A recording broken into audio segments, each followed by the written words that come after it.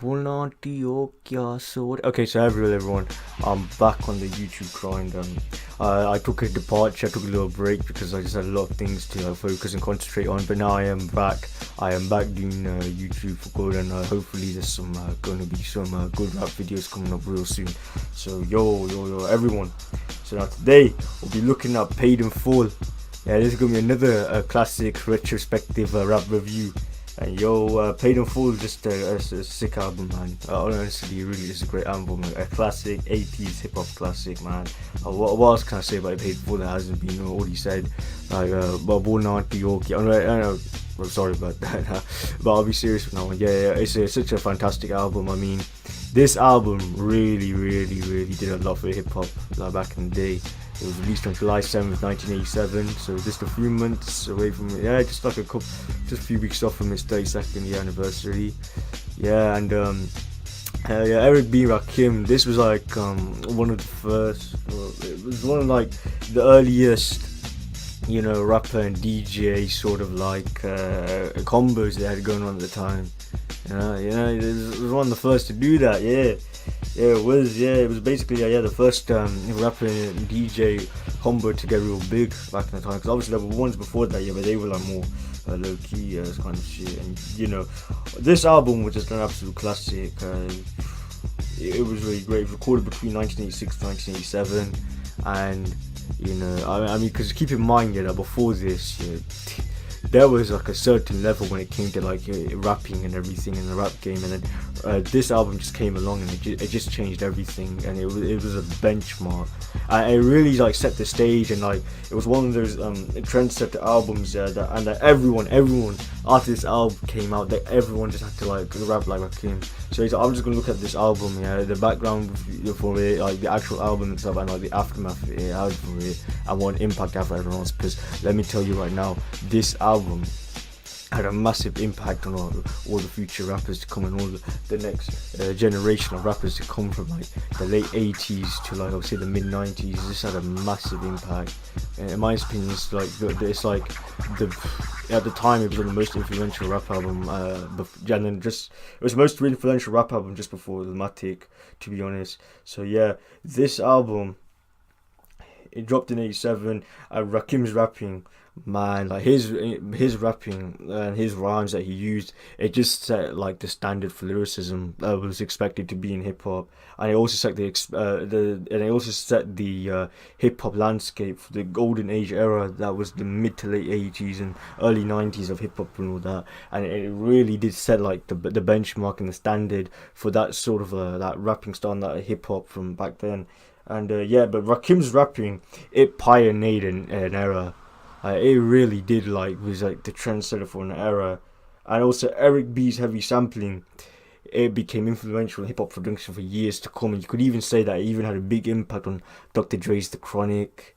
It could even had a big impact on Q-Tip, Pete Rock, DJ fucking Premier. You could even say it had a massive impact on all them like sick DJs to come, and it really was a great album.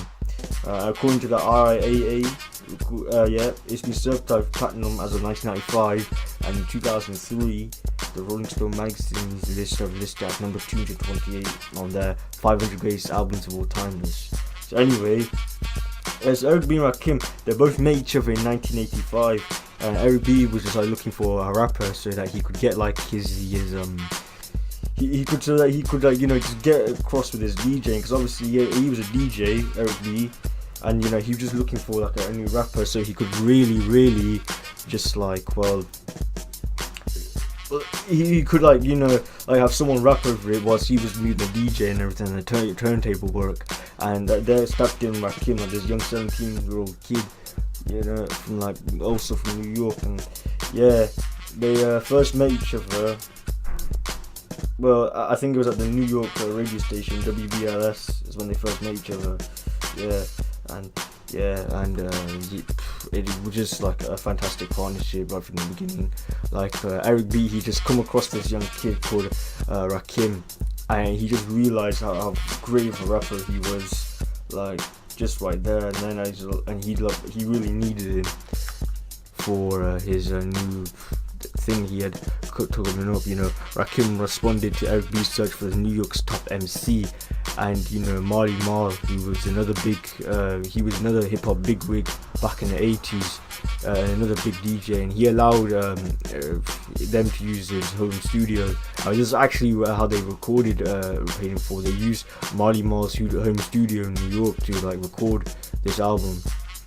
And the first track they recorded is obviously the infamous Eric B's President. That was released on a single in 1986, and just before the album came out, and it got everyone noticed about these two young men coming up in the hip hop game, and got everyone really excited for this album. They were signed to Island Records, and they began recording the album in Manhattan. The album in 1987. So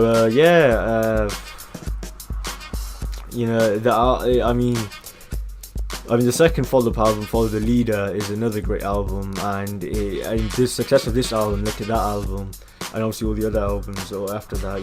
Their 1990 album, which was, I think, Let the Rhythm Hit 'Em, and then obviously Don't Sweat the Technique. Great albums come up, and it all started with this one. So just to talk about hip hop in the 1980s. So hip hop in the 1980s, it was something, man. It was loud hip hop during the 80s. It was good. It was good hip hop in the 80s. However, it was just the rappers were just talking about they rapped with very high energy. Yeah, rappers back then used to rap with very extremely high energy. They used to rap very loud and very braggadocious at the same time, as yo, I'm this, I'm that, yo, I'm a real fucking slick guy, rappers back then, they just had this sort of aura about them, and I think it was the way how they used to project their rhymes, that they used to sing it with a lot of passion in it. They used to rap with a lot of passion, and MCs back in the 80s were they're far different from the MCs now, And also DJing was an important aspect in 1980s hip hop, because it's everyone needed that beat to get jamming into the actual rapper. The rapper was just there to move the crowd. And Rakim says it about himself. He says MC means move the crowd. That's what MC is, just moving the crowd. And the DJ is there to provide the beat. Provide the instrumental, so that the MC can move. In order to move the crowd, they need a beat to go jamming along with it. So many rappers, they develop their technique through improvisation. That's another important thing. They did develop their technique through improvisation. But Rakim came along in 86, 87, and Rakim just came along, and he was so laid back. Guy was just so laid back. He just was his rhythms were he just came along, and everyone was shouting and everything. Rakim, he just has something about him, he was so laid back with his rhymes, and he said it, you could tell he had passion right from the very start. You could tell the guy had passion, and but he didn't have that high energy that he told in his lyrics. Rakim was just this simple guy, and he was relaxed. His delivery came across. It came as relaxed, you guys, and it kind of was he was the big man, he was the main don, the main godfather don, in the mafia. I let all you guys play with it, and I'm gonna do my own thing, because I'm like that, and because rappers like LL Cool J, Run DMC, Chuck D, KRS-One, they shout with their rhymes with passion, energy, and reverence, and they did it with and they did it because they love hip hop, and they wanted to put their soul into it. However, Rakim just came on, and he had a slow flow. Every line, it just came across as being blunt, mesmeric. You listen to Rakim, and he just comes across as this guy that's gonna take you onto he's gonna take you to on this road as you listen to the album. Paid in Full. He just takes you on this nice, cool, soulful road. It's kind of like a jazz track, innit? Which makes sense, because Rakim's relaxed delivery did come from jazz influences. He actually played saxophone. I was a John Coltrane fan, and that's where this relaxed delivery comes from. It comes from his his jazz influences. which doesn't surprise me because, well, Jazz just screams at relaxedness and being calm on the mic, you know. And the Rakim, you know, complex internal rhymes is the best way to describe Rakim, because that's what he was. He really was just complex internal rhymes with smooth flow. And now to get on to the DJing about this, and yeah, the DJing for Pain and Fall, the DJing, it was dark beats. You would expect that from an album from this time. Yeah, it had dark beats, and the beats were gritty. Because Eric B, he wanted to use like gritty, heavy, and like dark beats for this album, and you know, he wanted to use heavy sampling in hip hop. Because before this, yeah, there were samples in hip hop, but they weren't like as heavy as Eric B. Eric B made it evident that, you know, this is heavy sampling, and this is what I want to use, and this is what I'm gonna, like, you know, apply it.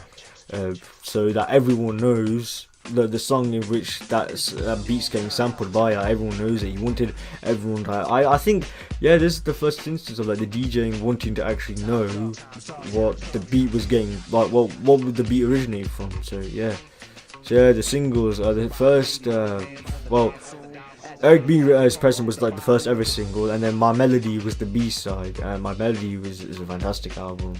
It is a must listen to, honestly.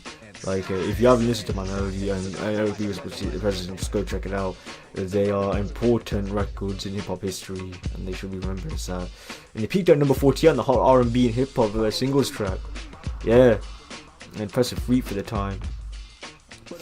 It should be said that James Brown actually sued both of them because they used unauthorized sampling, but that never came through. And yeah, that was I would assume that would be like the main track in '86 hip hop.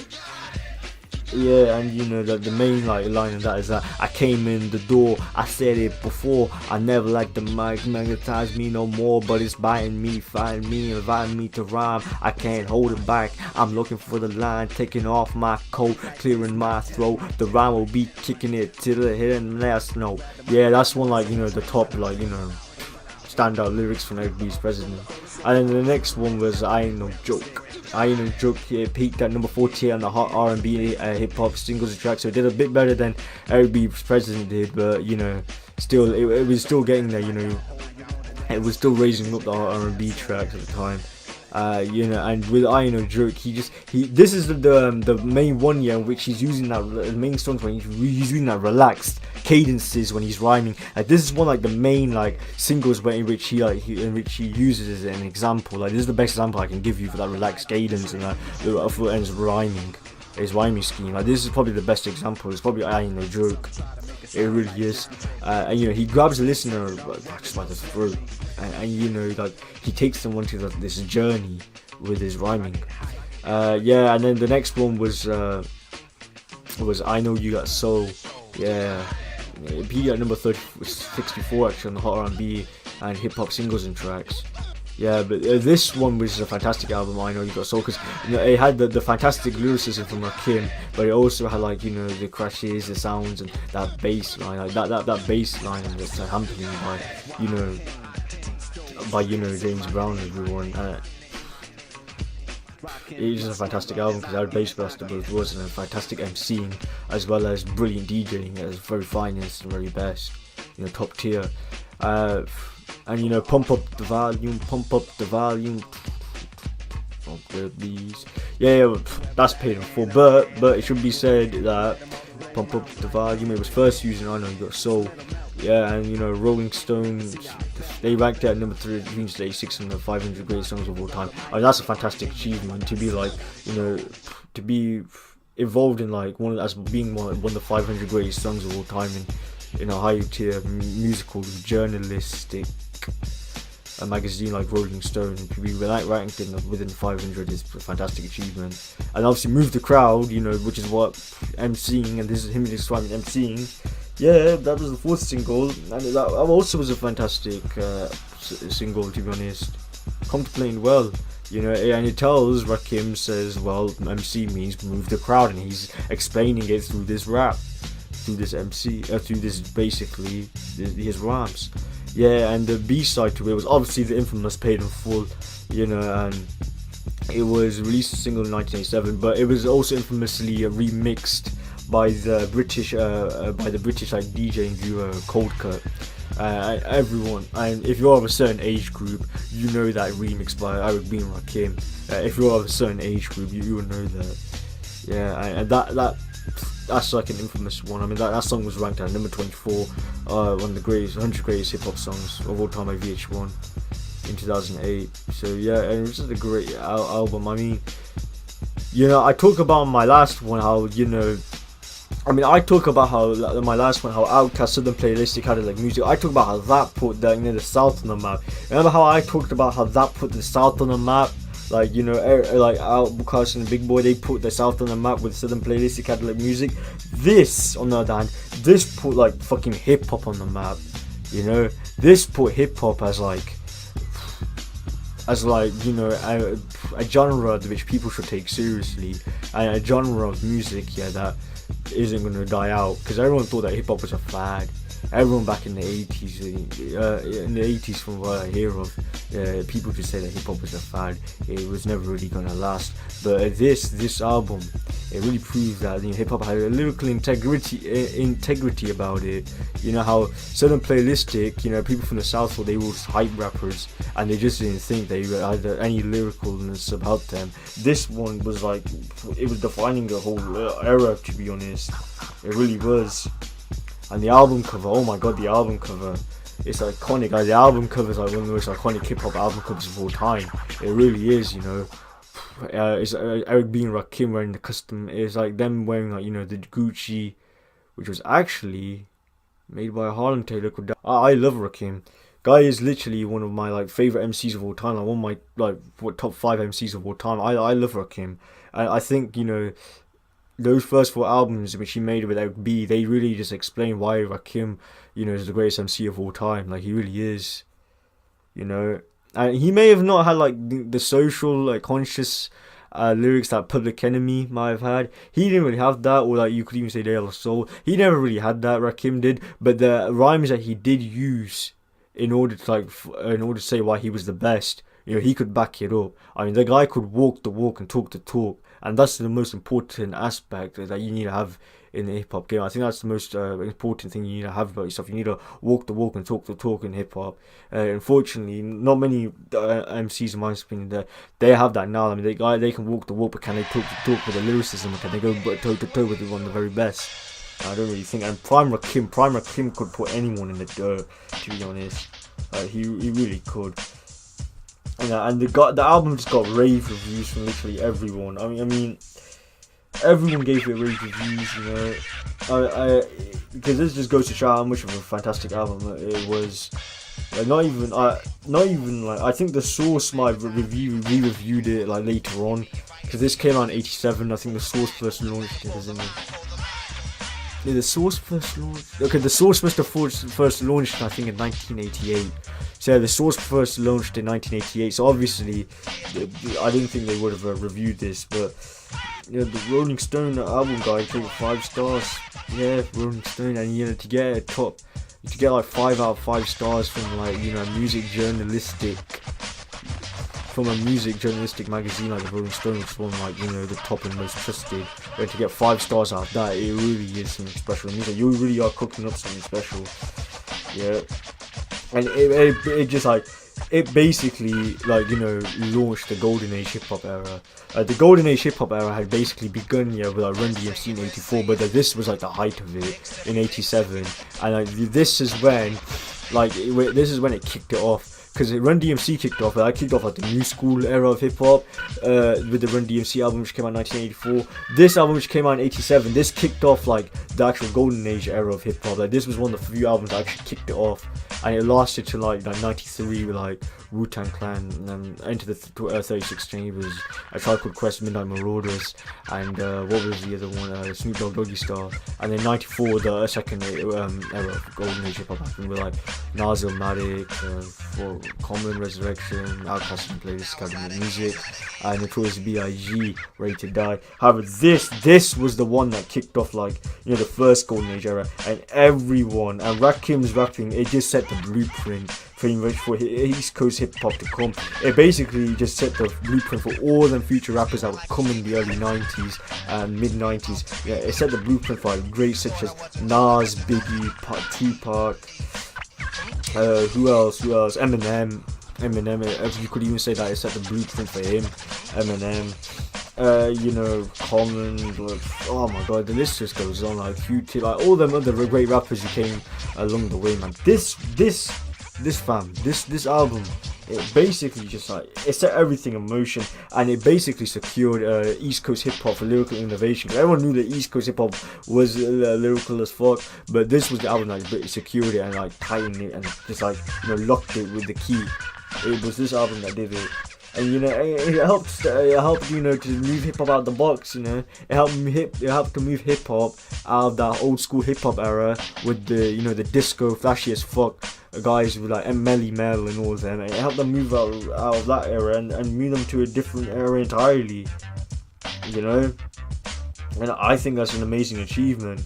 Wu-Tang Clan, Jay-Z, 50 Cent, and Nas, they all said that this was a fantastic album. And Rakim, and they've all said that Rakim was a big pioneer and influencing them, growing up.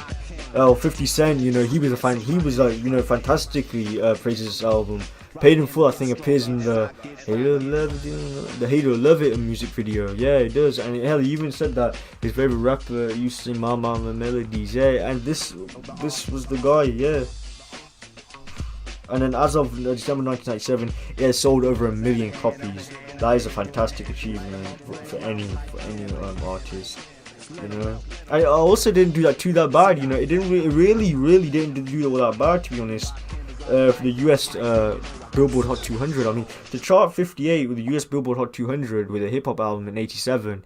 Not that bad, to be honest. Not that bad, and especially hip hop albums such as being Rakim, Rakim wasn't even like that mainstream at the time. Mainstream to like white audiences at the time and everything, and to have an album to chart like just outside the top 50, some fantastic achievement, and number 8 on the top black albums for the for the US, and yeah, just a fantastic album by a great artist. In my opinion, I think it's one of the, people even call it one of the best albums of the 80s.